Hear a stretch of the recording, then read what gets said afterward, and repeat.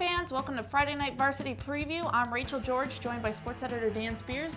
It is state championship week, and we've got one team left, so this is the all Wallace-Rose Hill show. All Wallace, all the time. That's right. Folks. The Bulldogs into the state championship for the first time since 2005. We'll face Mount Airy there. Certainly the matchup we picked when the brackets came out. Yes. What do you think about this game? I think that, like you said, this is the game everybody wanted to see. This is the game everybody's going to get to see, and it's going to be a good one. I think everybody involved should be very happy to get there, and now they're going to. Somebody's taking home a state championship. That's right. Well, certainly the Bulldogs plowed their way through the East to get there. If you ask me, they didn't play a good team in the bunch. No.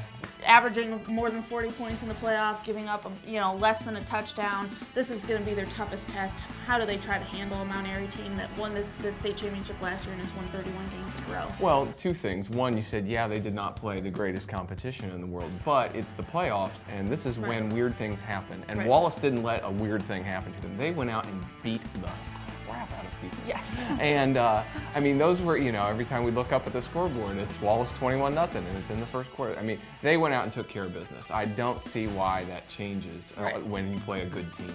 I think they've got the mindset going. We talked about it a little bit last week that they have the it.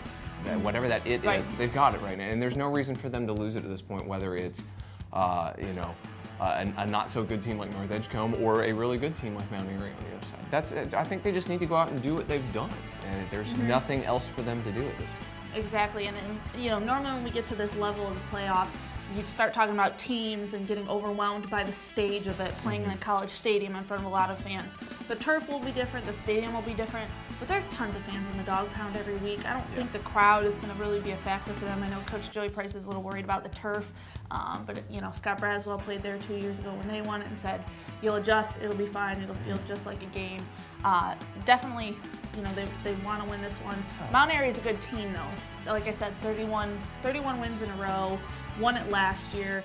I was surprised though, in the Western final they had Robbinsville and had to come back to beat Robbinsville, which is a team I've had ranked below Wallace for about the last month of the season. So not as perfect a team as we thought. Definitely something that the Bulldogs can win, but going to have to continue playing the way they have been. The interesting part, and you'll read about it more in the Star News and at Star News Online this week, we're actually going to be exchanging stories with the Mount Airy News, talking about some of their players, their matchups, and things like that. Their best player, Luke Wheeler, is the conference player of the year. His brother before him last year was the conference player of the year when Mount Airy won a state championship.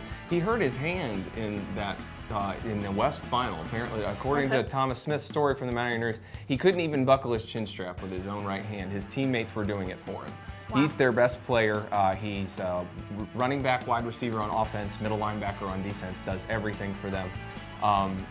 It might have been just him not being at 100%. Apparently, everything on their offense and defense runs through him. He's got over 100 tackles, 8 sacks, 4 picks, over 1,000 yards rushing, over 500 yards receiving. I mean, this kid does it all for them, and when you tend to put all your eggs in one basket like that, things can go a little haywire, which I suspect is what happened against Robbinsville. That's not Wallace's problem. No. They have a lot of weapons, and I think that's going to be their big advantage this week. Yeah, and you're absolutely right. Balance is the key.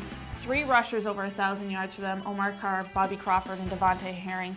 When we were writing about the defenses last week for the Eastern Finals, they have 4 or 5 guys rated 100 tackles and some pretty close to it. So there's no one guy you have to take out of the equation. You have to, completely oppress that offense and that defense, and that's difficult for teams to do. We'll see if Mount Airy can do it.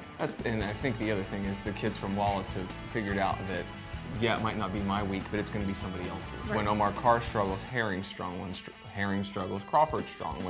When somebody says, okay, we're going to put 9 in the box, well, DeJuan McKenzie throws it over the top of them, and they still lose. I think that's going to be Mount Airy's big problem is what do you pick to stop at this point, and I don't know if you can stop all the pieces. Well, we'll certainly see how it goes. That game is Saturday at noon at BB&T Field at Wake Forest University. We will, of course, be there with highlights, everything. We will have a live blog, so if you can't make the trip, check out starnewsvarsity.com. I would be remiss if I did not remind people for our Southwest Onslow fans, they also have made it to the state championship. We'll be at the same place at BB&T at 4 p.m. on Saturday. And as Dan just told me, if you buy tickets for the Wallace game, you can stay and watch a Southwest Onslow game. So I'm sure some of you Southwest Onslow fans will get there early and watch a good game in the small 1A. Like I said, highlights, game coverage, we'll have it all this week at Star News Varsity. Be sure to check it out there and on the blog. But for this week, for Dan Spears and myself, Rachel George, this has been Friday Night Varsity Preview on StarNewsOnline.com.